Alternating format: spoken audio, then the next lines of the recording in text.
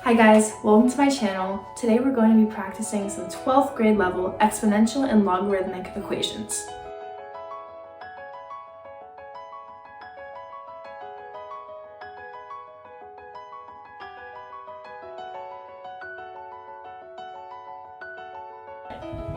The first thing that should pop up to you is that you have 3 to the x repeated, so you have a good occasion to factorize. So in total we have 11, 3 to the x, then we subtract 5, minus 5, and then plus 16. This is the total amount of 3 to the x that we have, and this is equal to 16,038. So I just factorized, right? Like if 3 to the x were, let's say, muffins, I started with 11 muffins, I subtracted 5 muffins, and I added 16 more muffins. So in the end, I would have whatever number that leads to, muffins. Okay, so what number is this? So 11 minus 5 is 6, plus 16 is 22.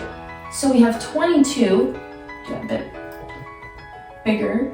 So we have 22, 3 to the x is equal to 16,038. And again, we're trying to find x. So we should divide both sides by 22 because this is just extra fluff. So we get 3 to the x is equal to, and I'm gonna do 16,038 divided by 22. So I'm dividing both sides by 22. That gives me 729. And now, what number do you have to raise 3 to get 729? We can use a logarithm to solve that. So x is equal to log 3 to get 729. So to solve that, just to change of base. So log base 10 of 729 divided by log base 10 of 3. So log of 729 divided by log of 3. That is equal to, that's maybe not readable, but that is equal to 6. So I know that x is equal to 6.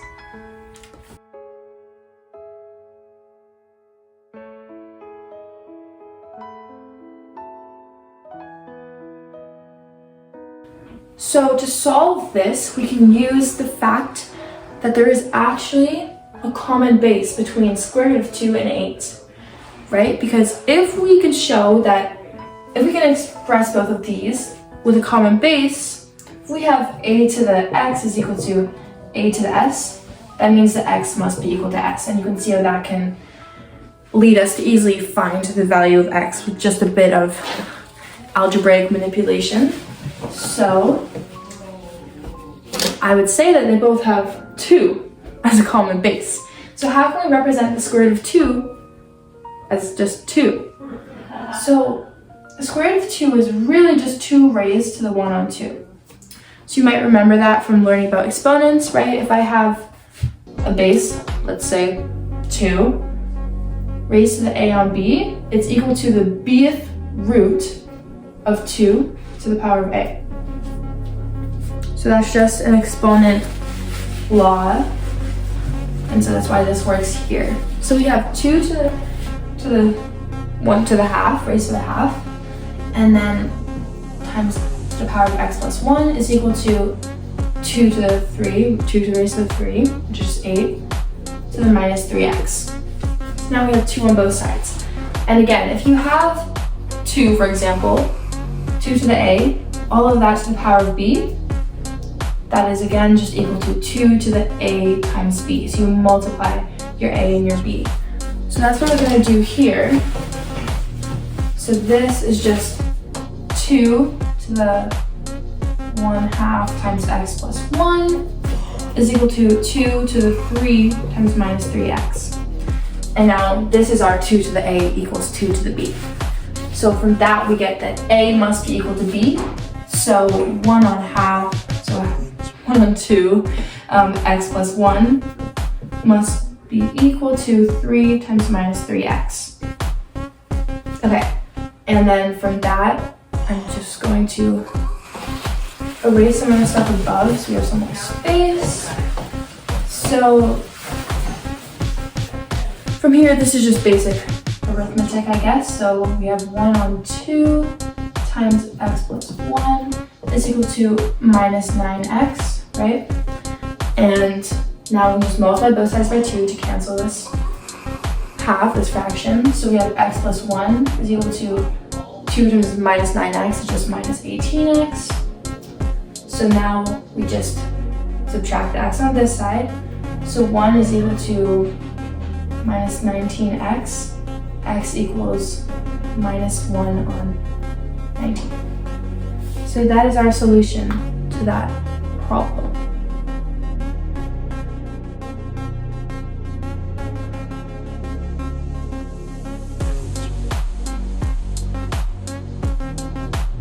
So for this, we can use the product law of logarithms, which says that log A plus log B is equal to log of A times B.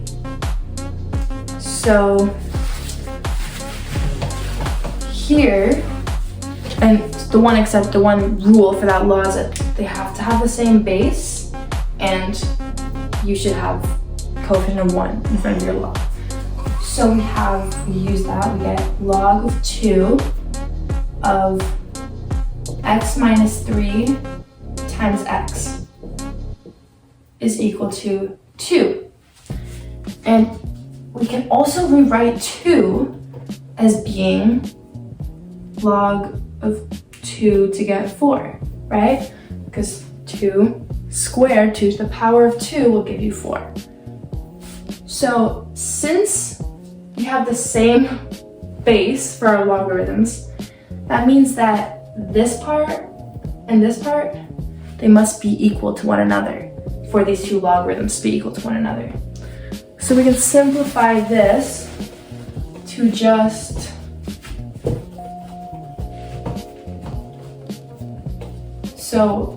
x minus 3 times x is equal to 4.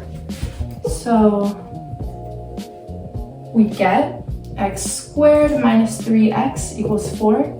And this just becomes a quadratic equation, right? So x squared minus 3x minus 4 is equal to 0. And now it's just a matter of factorizing.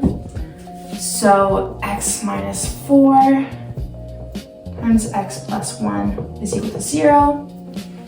And we have, I'll write it here, I guess. x1 is equal to 4, and x2 is equal to minus 1. But now we need to analyze these results. So you can't just say, oh, well, these are going to be our values of x, because logarithms do have restrictions. So the first thing is that this has to be positive.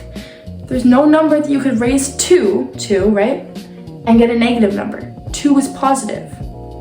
So this, your x here, cannot be negative. So we can rule this out. And if x is equal to 4, again, this parenthesis cannot be negative. But 4 minus 3 is 1, it stays positive, and x being 4 here is obviously positive. So x equals 4 will be our solution that we're looking for.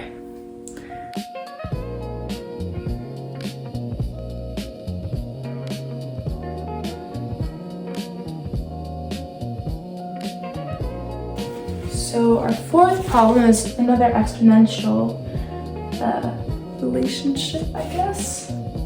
So it says 7 times 5 to the x minus 1 is equal to 2x.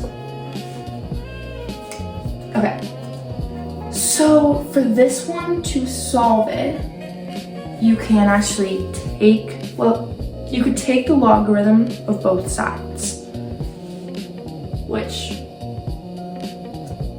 yeah, you could do. What I would do is maybe not. You can also just write it with your logarithm notation, so that's what I'm gonna do. So I'm gonna say log 2 to get 7 times 5 to the x minus 1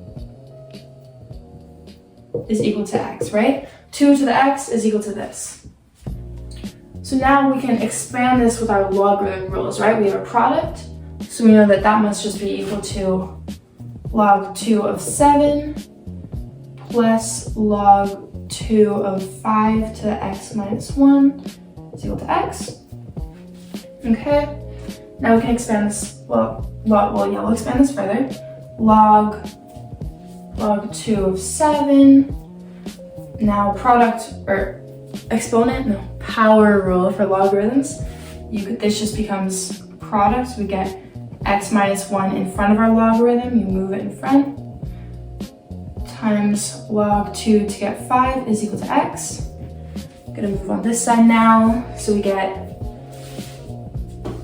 log base 2 to 7 plus x log 2 5 minus log 2 5 is equal to x. Sorry for the really small writing here, but yeah, I'm gonna make some space for us. So I'm just gonna make this quiet. And so we have this over here. We can now try and factorize for x. We have to move some terms around, so we get x minus x log 2 to the 5 is equal to log 2 to the 7 minus log 2 to the 5.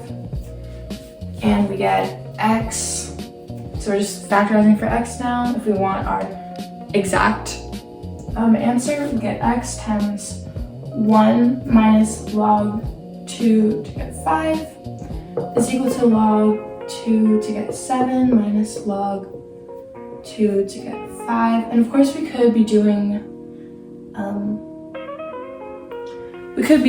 like log 2 of 7 divided by 5. But that doesn't really help here. We can just put it in our calculator and solve it. So we get x is equal to log 2 to get 7 minus log 2 to get 5 divided by 1 minus log 2 to get 5. And now I'm gonna put that in my calculator, right? So to calculate these, you just do change of base. So you do log base 10 of your big number here divided by log of your base. So log 7 divided by log 2, okay, minus log 5 divided by log 2. Okay, so for this numerator, I have 0.485 roughly divided by minus 1.322. So 0.485 divided by minus 1.322.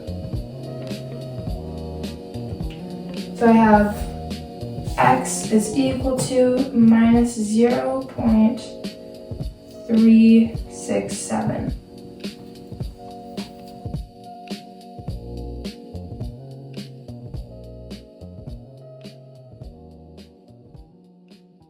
So this is an interesting problem.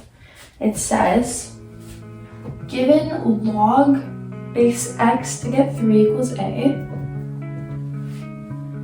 log base x to get 5 equals b, and log base x to get 2 is equal to c. Find an expression for, first of all, log base x to get 15x squared. So how can we, 15x to the 5, excuse me. Yeah, all right. So now they want us to find a way to express this using these little shortcuts they gave. So the first thing we should do is recognize I have a product over here. So a product with logarithms can be expressed as a sum of logarithms. So this is just equal to log base x of 15 plus log base x of x to the 5.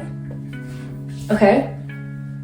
Log base x of 15, 15 is also a product, right? It's a product of 5 and 3, importantly, because we have expressions for log base x of 5 and log base x of 3.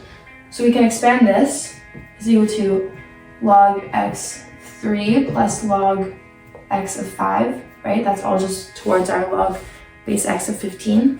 And then plus log base x of x to the 5. So, I mean, that's just 5, right? That's an exponent law. What power do you need to raise x to get x to the 5? It's clear that it's just 5. So, yeah. So now log base x to the 3, that's just equal to a. Log base x to get 5, that's just equal to b. So this entire expression is just a plus b plus 5. Yeah, okay, so that's our solution for the first problem. Now the second, again with these shortcuts, wants us to find an expression for log base x to get, quartic root, I think that's what you call it, of 324 divided by 90. Okay, so this one is interesting. Okay, so, wow, it's a lot to take in. But first, let's notice that this is a fraction where there's division going on here. So that's just our quotient rule with logarithms. So if you have log of parentheses, I'll draw it actually. If you have log of a divided by b, that just means that you had log a minus log b. So it's an alternative way of writing it. So it can be written as a subtraction. Subtraction. Okay, so let's do that. So we have is equal to log x of quartic root of 324 minus log x of 90. Okay, so also the quartic root, we can express that log base x of 324 raised to the 1 on 4, right? And then minus log x of 90. Again, we're looking to replace this expression with our letters a, b, and c. So we can notice that 90 is a product. You know, you can divide it by 3, you can divide it by 5, and you can divide it by 2. So this is a perfect occasion to start using our letters. So we have minus log base x. I mean, we can say of 2, so log x of 2 plus log x of 45, right? But actually 45 is just 15 times 3. 15 is 3 times 5. So 45 is just 9 times 5. So you can get log x of 3 squared times 5. Okay. This is kind of going all over the place, so I'll just simplify this part first. We have a product. So product with logarithms can be expressed as a sum of logarithms. So log base x of 3 squared times 5 is just log base x of 3 squared plus log 5. Log base x of 5, right? Log base x of 5, though, they said is equal to b. So let's just put b. And if we have, this is our power rule, this 2, the exponent of this number here can just come in front of our logarithm. So we get 2 plus 2 log base x of 3. Log base x of 3 is just a, so we get 2a, right? Plus 2a. And log base x of 2, that's just equal to c. Okay. So we've already gotten to use all our letters. So it's minus c plus 2a plus b. I'm just going to write this. So maybe I actually do forget the letters I just have. C plus 2a. Oh wow, the short-term memory loss, guys. Plus b maybe? We had log of 45 times 2. So 45 was 15 times 3, or we had 3 squared times 5. Okay, Yeah, that I think makes sense. But this may be wrong because of this, but it's okay. We have our power rule on this side now. So the 1 on 4 can come in front of our logarithm. So this is equal to 1 on 4 log base x to get 324 minus c minus 2a minus b. Okay, now this we are definitely going to want to simplify because it's really big. Actually, maybe instead of just going straight to putting this out in front, maybe 324 does have a clean quadratic root, which is worth exploring. So, let me see.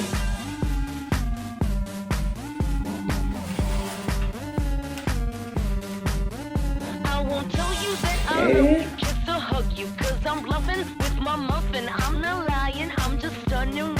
Actually, that's so now let's just try and simplify this product over here. So 324, let's say, divided by 3, that gives us 108.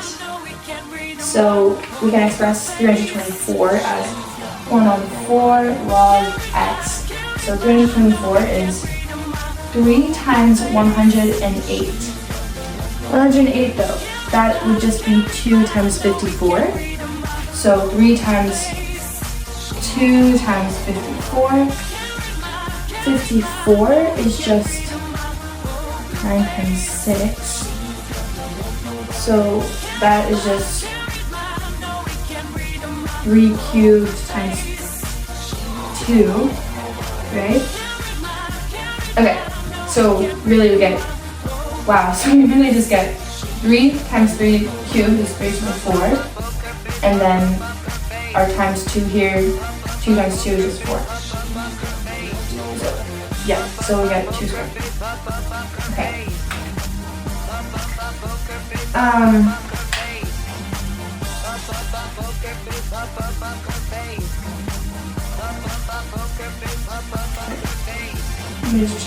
just checking that. It works. So we may proceed.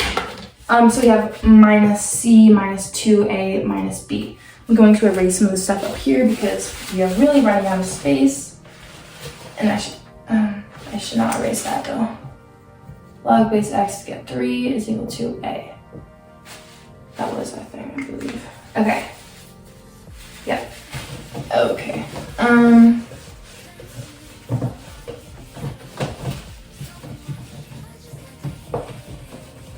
Okay.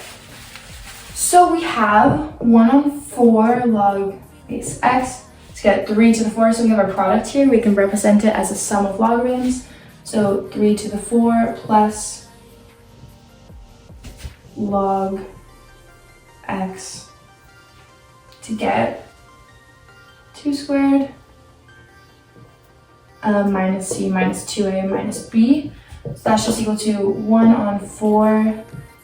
The power, our exponent comes to the front, right? It becomes a multiplication, so 4 times log x to get 3 plus 2 log x to get 2 minus c minus 2a minus b.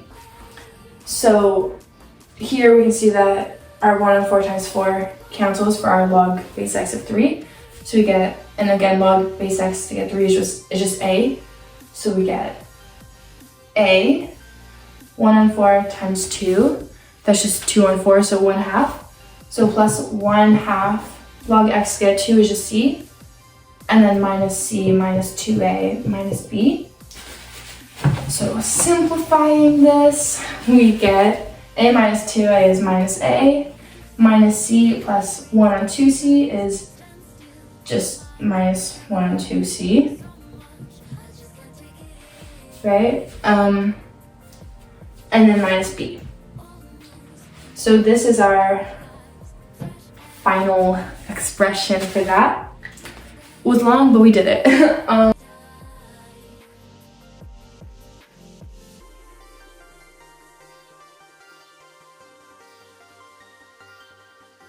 So this is our equation for bacteria type B, where x is the number of days that have gone by since we discovered bacteria type A, and this is our equation for bacteria A.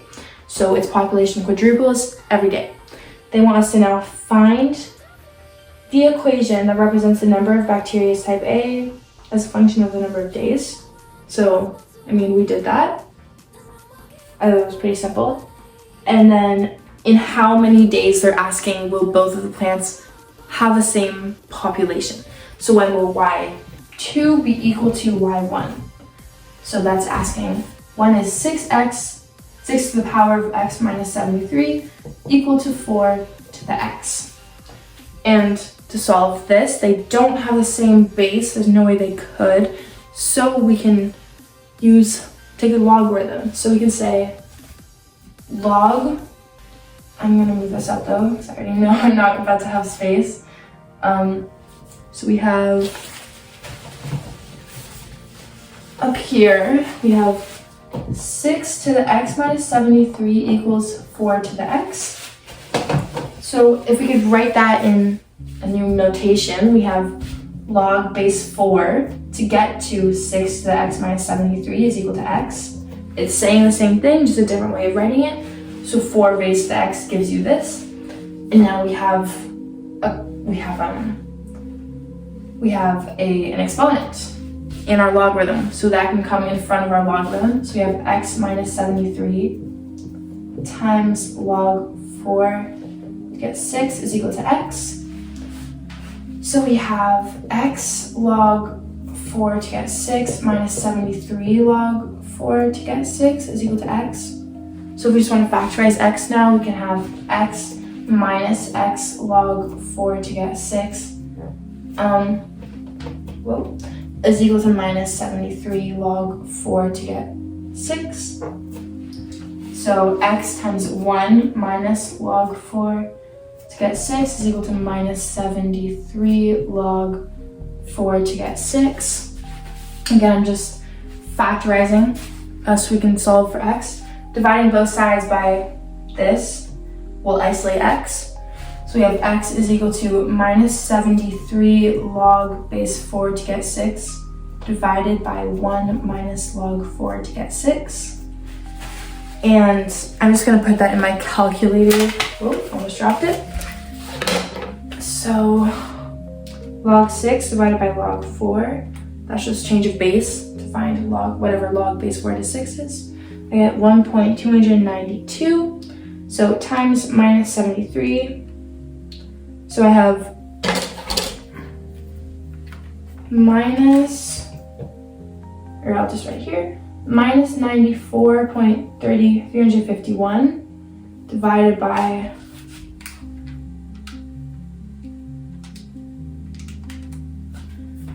minus 0.292. So I get minus 94.351 divided by, and I get approximately 300, I get approximately, so I get 322.588, but we're looking at days, so I'm gonna say 323 days. So that is our solution.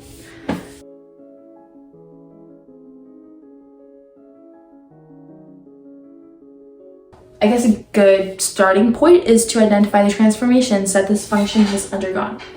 So first of all, we see a minus 3. So let's identify what this is doing.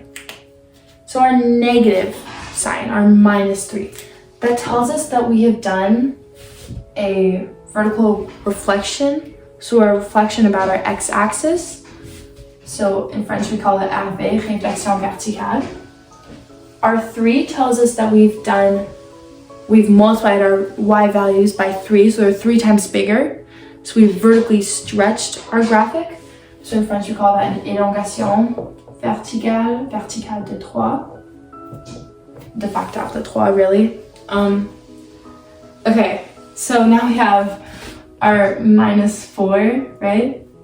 So this actually tells us, right, remember in here, it's always the opposite of what you see. If it's minus 4, it means that we've actually shifted our graphic not to the left, but to the right. So we shifted our graphic 4 units to the right, so we did a horizontal displacement, or in French, translation horizontale. So TH 4 to the right. And then lastly, we have our +2. So we moved all our y points 2 units up. So we did a vertical displacement. So translation verticale, 2 units to upwards. So how now did these transformations affect our points? So our point, x, y, is now moved to 4 units to the right. So every x point was now x plus 4. And the y points are now, first to the negative of what they were before. They're 3 times bigger and they're 2 units up. So we have minus 3y plus 2. So that is kind of the general transformation of our points. So now to draw this, we have to go back to our kind of basis function, standard function. So when just a is equal to 1, h and k are just equal to 0. So we get y equals log 1 on 3 to get x. And now our points for that. I'm just going to use a 3-point method. So we have -1, 0, and 1. And notice I put these points in our y section instead of our x. And this is, so this is because actually y is our independent variable here.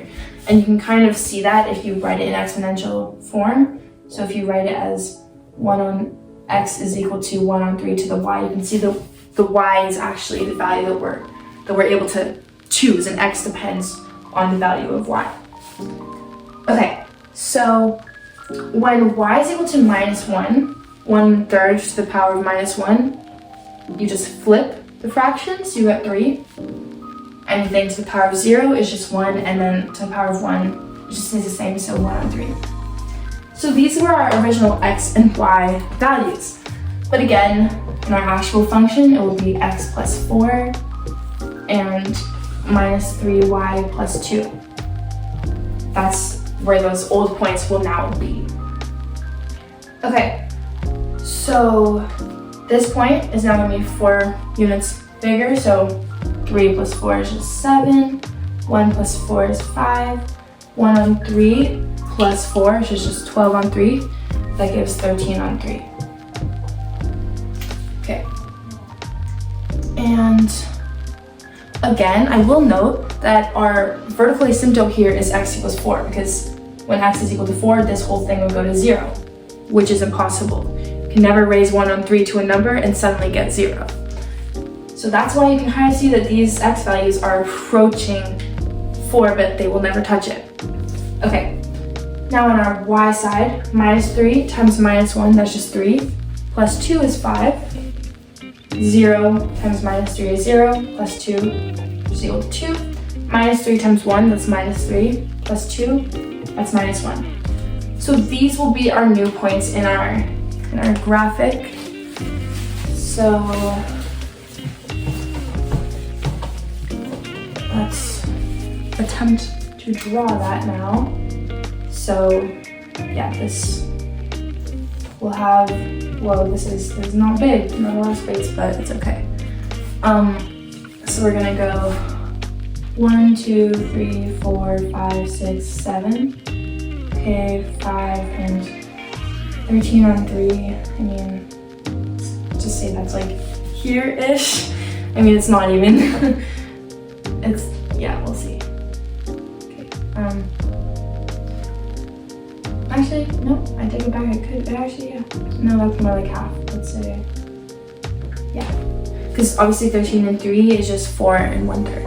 So, yeah, that kind of looks about right. So this is 4. Okay, and then for our y values, we have -1, we have 2 and 3, 4, 5.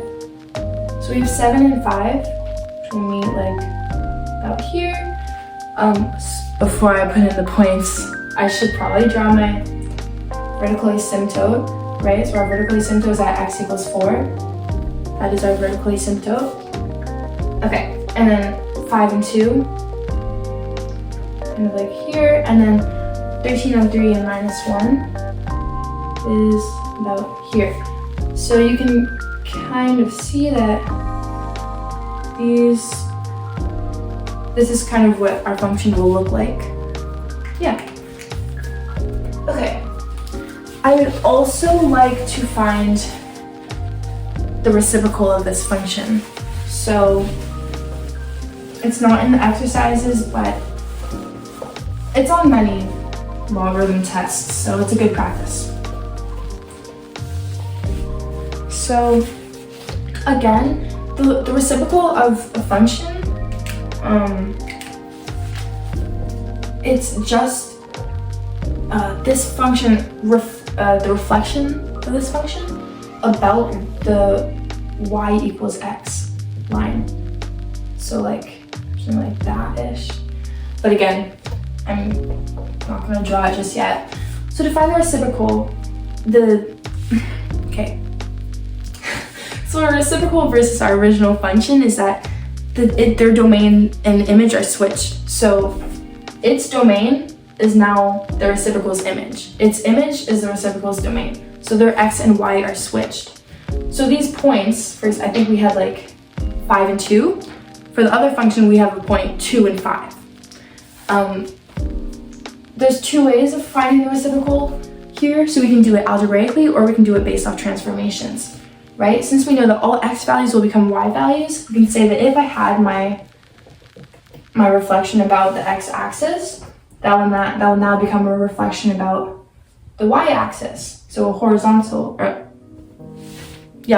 reflection. So horizontal reflection is determined by b, so b has to be less than 0. Now I also know that I was stretching, vertical stretching, I guess, of 3. Now it's going to be a horizontal stretching. So the x points are going to get that many times bigger. So becomes, and we obviously, so another rule is that if the horizontal stretching is equal to 3, then b, the value that over here, has to be 1 on 3. So it's the inverse of it. So b is equal to 1 on 3. Again, we know it's actually minus 1 on 3. Okay, I had my horizontal shifting, that becomes a vertical shifting, so becomes vertical shifting, and my vertical shifting of 2 to the 2 upwards becomes horizontal shifting of 2 to the right. Okay. So now I can just write a function for this. Now, one more thing. The reciprocal of a logarithmic function is an exponential function. So it will be of the form y equals a times c to the b times x minus h plus k.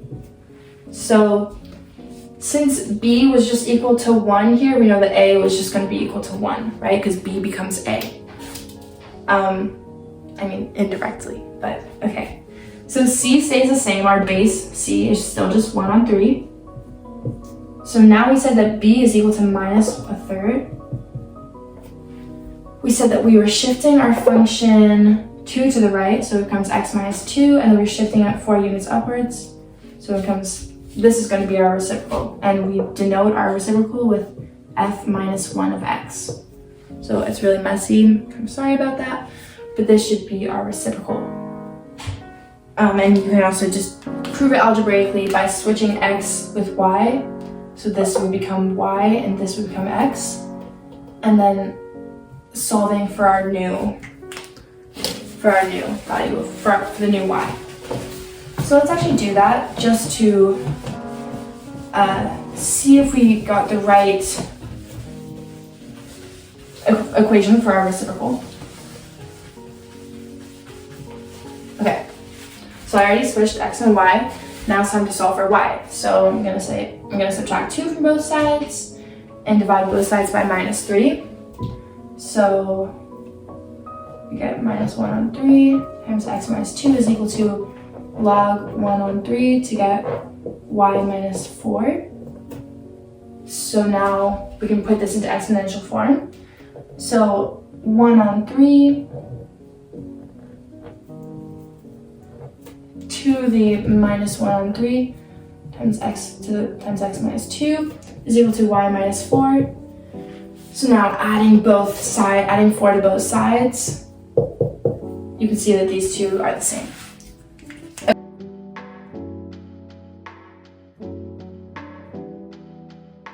So they want this to be expressed as a single logarithm.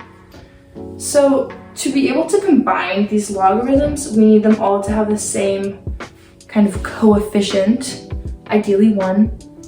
But we know that if we have a number, or if we have something times a logarithm, that is just our power rule in motion. So this can be expressed as log of x to the 4, right? This, whatever you're multiplying it by, goes into the exponent spot. So again, here that becomes log of x plus 2 to the 1 on 3, and then minus log of x plus 5. So here we have a sum of logarithms. That's just, we can represent that as a product. So we get log, because again, they're the same base. So we get log of x to the 4 times x plus 2 to the 1 on 3. Again, that's just the cubic root of x plus 2. And then minus log of x plus 5. Thing is, a difference of logarithms can be represented as a quotient or as a division of logarithms. So this would now become log of this divided by x plus 5. So we'd have to make these a bit bigger to fit the whole thing. So that would be representing this as a single logarithm, and maybe they want this in the root version. X to the 4 and then cubic root x plus 5. Yeah.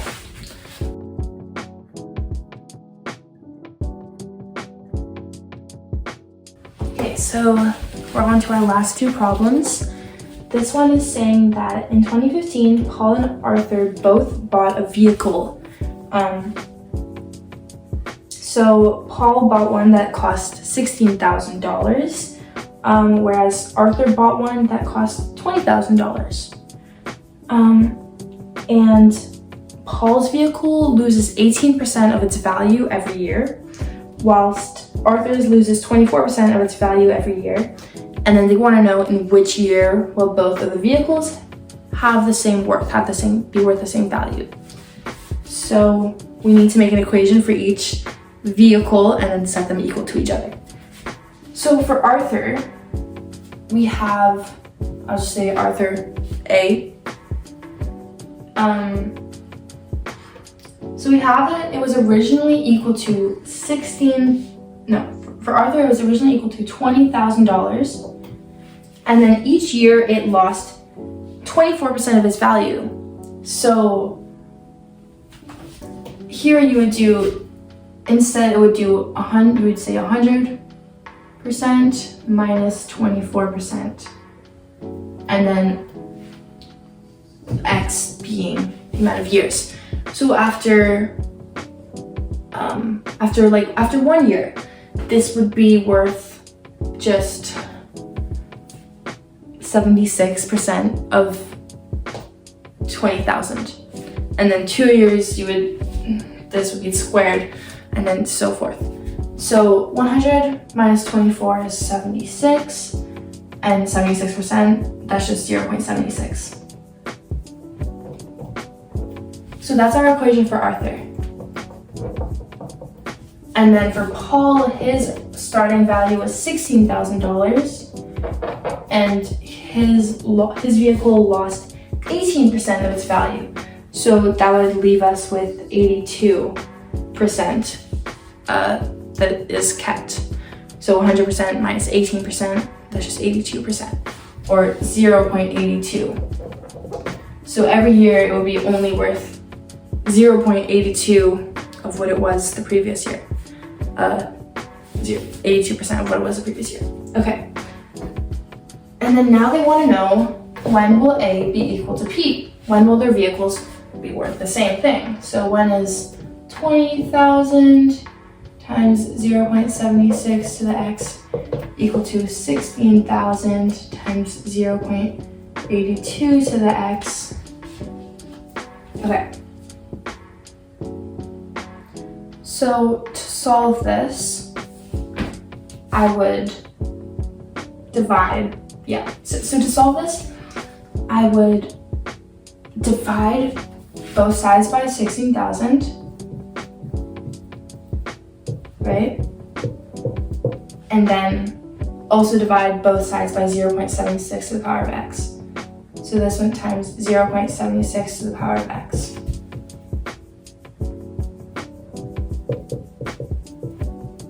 Okay, so these two cancel. And again, we're trying to isolate x. So 20,000 divided by 16,000, that's just equal to 1.25. And obviously our 0.76 cancel. So this entire side will just be equal to 1.25.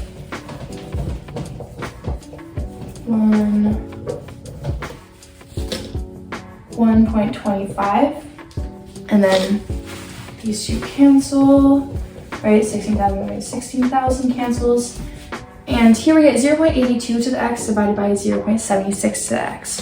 So we can use a kind of law of exponents that if we had a divided by b to the x, you would spread your x to to both a and b, so you get a to the x divided by b to the x. So that's kind of what we can do here. We can say this is equal to 0.82 divided by 0.76, the entire thing raised to the x.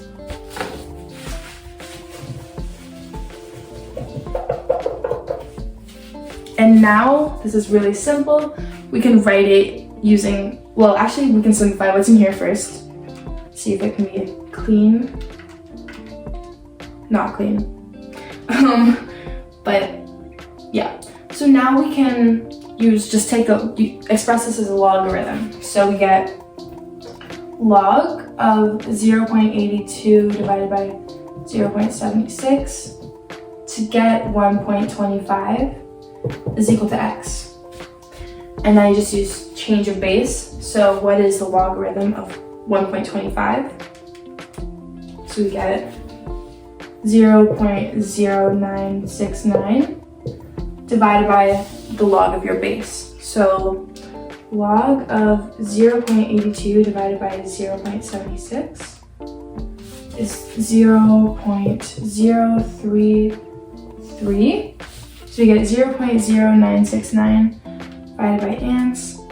So that's approximate, so x is approximately 2.94. Okay, and they want us to round to the dixième près, so the 10th. So we just have 2.9 years, and this is 2.9 years after their initial purchase. Their initial purchase was in 2015. So 2015 plus 2.9, we just get 2017. But no, it will be within the year of so it will be within 2017 that their cars will have the same value.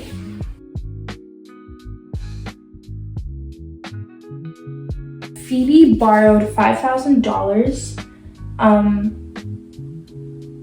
from her bank to pay for her university fees. At the end of her baccalaureate, she wanted to give back this money, this borrowed money. So the amount of money that she wants to pay is a function of the number of months that have gone by since the end of her studies. So this is S of t, the amount of money that she needs to pay,